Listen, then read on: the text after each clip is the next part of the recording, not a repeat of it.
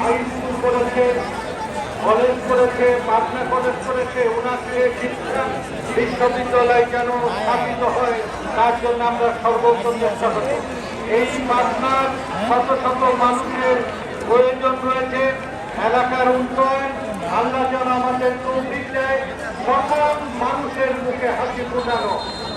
যারা অভাবী, শ্রমিক, কৃষক, শ্রমিক, কামার কুমার, জেলে চাষি, দরিদ্র মানুষের মুখে হাসি ফোটানোই আমার স্বাস্থ্য।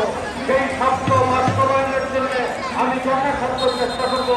আপনারা দোয়া করবেন খেলার অনুষ্ঠানে আমরা কোনো রাজনীতির কথা না বলে এই খেলার উপভোগ করার জন্য আপনাদের সর্বোত্তম মঙ্গল এবং কল্যাণ কামনা করে আমরা যেন এখন বাংলাদেশ গঠন করতে পারি, সমৃদ্ধ বাংলাদেশ গঠন করতে পারি। আমাদের এই সমৃদ্ধ বাংলাদেশ গঠনের জন্য শহীদ জিয়ার যে অবদান, খালেদা জিয়ার যে অবদান, তারেক রহমানের ভবিষ্যৎ নেতৃত্বে বাংলাদেশকে আমরা এগিয়ে দেব, উন্নত বাংলাদেশ গঠন করব। আপনাদের দোয়া সাহায্যকে আমি আমার সংক্ষিপ্ত বক্তব্য আপনাদের সর্বাঙ্গীন মঙ্গল কামনা করে খেলা উপভোগ করার জন্য আপনাদের সাথেও আমি হাজির হয়েছি।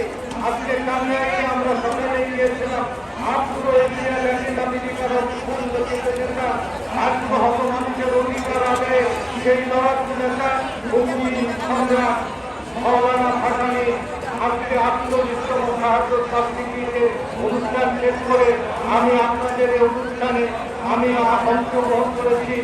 আশা করি আপনারা এই খেলার মাধ্যমে আপনাদের মন, আপনাদের সংস্থা